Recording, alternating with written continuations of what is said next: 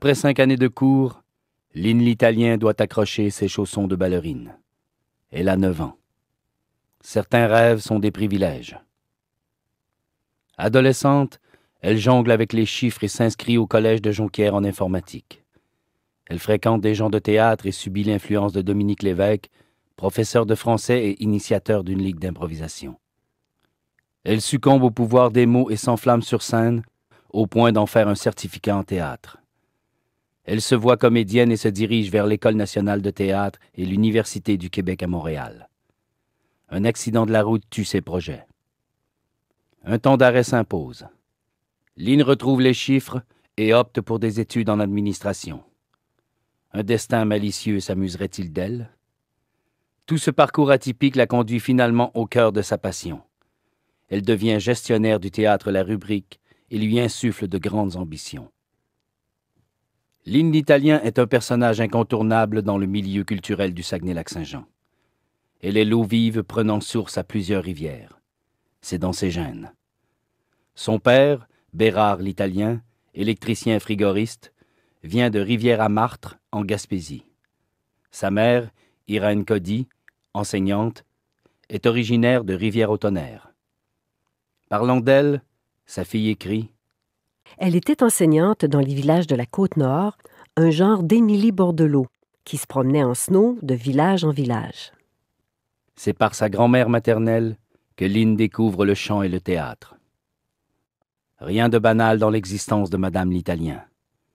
La ville minière de sa naissance, Gagnonville, a été fermée en 1985, puis rasée et enfouie.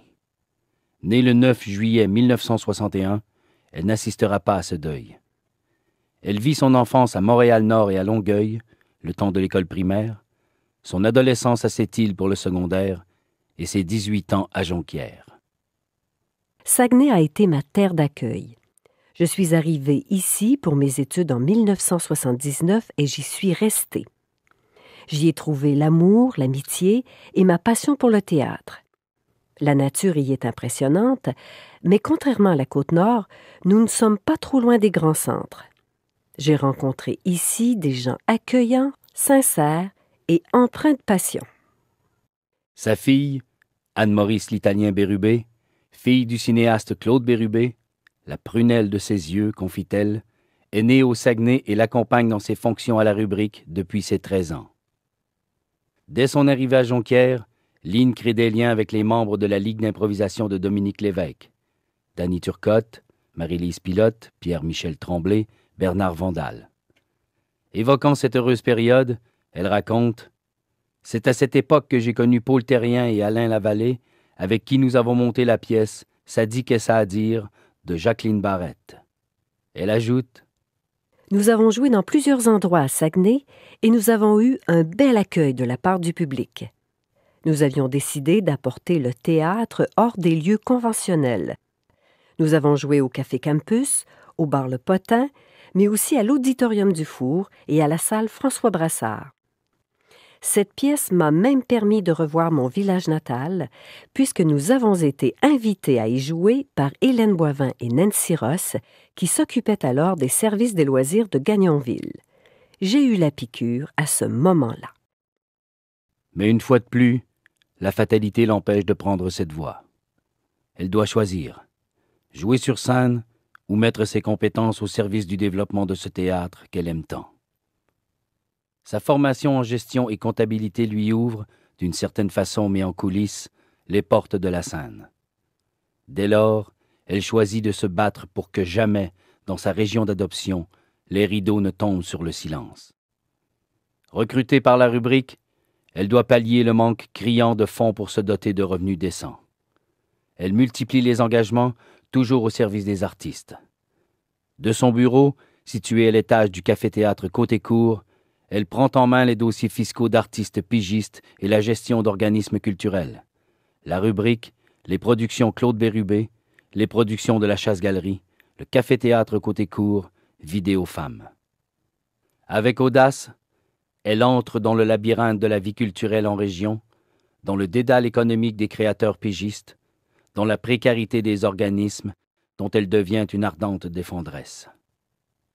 On la retrouve au sein du Consortium de promotion des arts et de la culture, à la table du Conseil québécois du théâtre, à l'Association des compagnies de théâtre, à la présidence du Conseil régional de la culture. Elle s'investit, avec sa force persuasive, dans le comité de relance du Festival international des arts de la marionnette, déterminé à sauvegarder ici cet événement majeur. Hors des grands centres, elle veut un salut pour les arts.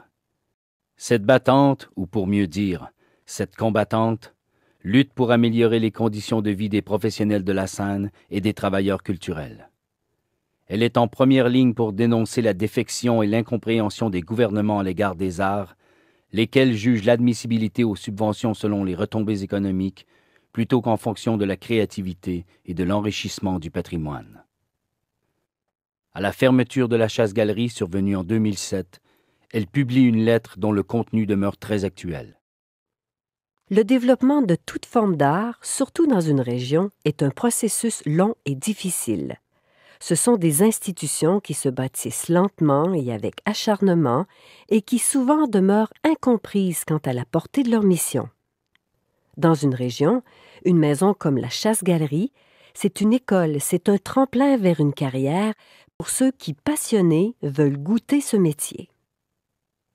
Nommée directrice générale du Théâtre La Rubrique en 2007, où elle travaille depuis les années 80, cette compagnie demeure son œuvre maîtresse. Un travail d'équipe pour produire des œuvres québécoises, créer les pièces de jeunes auteurs et des textes inédits de professionnels, rejoindre les publics de tous âges, offrir des ateliers, diffuser des productions majeures. Lynn l'Italien fait plus encore. Cet art qu'elle aime tant est mis au service des causes qu'elle défend. Théâtre d'intervention mettant en scène l'équité salariale, le harcèlement sexuel, les préjugés, la violence, le racisme, sous forme de théâtre invisible, présenté dans différents lieux publics que sont les bars, les centres commerciaux, les gares, voire même les ascenseurs. Avec Lucien Frenette, dans les années 1980, elle met sur pied un mouvement pour la paix inspiré du Livre de la paix de Bernard Benson. La rubrique célébrera bientôt ses 40 ans. Son développement et ses succès ont été tissés par un travail acharné et une détermination jamais démentie. Dans les coulisses de son histoire, combien d'heures de travail et de dévouement, loin des feux de la rampe, et pourtant essentiel à sa survie. L'hymne italien est une voix des plus importantes de notre théâtre, celle qui revendique pour nos artistes, pour notre public, le droit d'exister. Ainsi qu'elle l'affirme au journal Le Quotidien, à titre de membre du Conseil québécois du théâtre. On est vite oublié, nous, les régions. C'est pas Montréal ou Québec qui vont crier pour nous. Il faut dire aux grandes villes que nous sommes là et que nous existons aussi. Oui, nous sommes là. Notre théâtre existe, grâce au feu ardent qui anime des personnes comme Lynn l'Italien.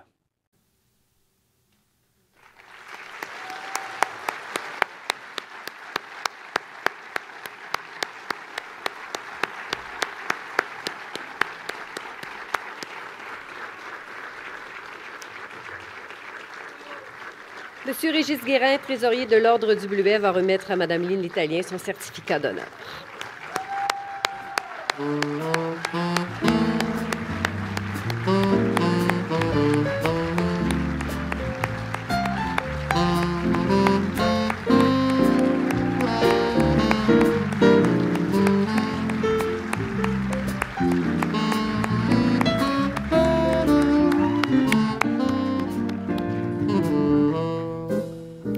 Celle-là m'émeut un peu, je dois vous dire. J'étais là au début avec Lynn et je me souviens des premières demandes de subvention que Lynn faisait pour le Théâtre de la Rubrique. J'étais avec elle, je travaillais à ses côtés. Et déjà, à ce moment-là, on est en 84-83, on la citait en exemple au ministère de la Culture pour sa rigueur, pour sa précision et pour ne jamais rien laisser au hasard. Et tout son sens de la communauté était présent parce qu'elle désirait déjà partager tout ça avec les gens autour d'elle. Alors, en ce 2 juin 2018, mon amie, Mme Lynn l'Italien, comédienne et directrice générale du Théâtre La Rubrique, pour son dévouement exceptionnel au maintien du théâtre en région, est reçue membre de l'Ordre du Bleuet.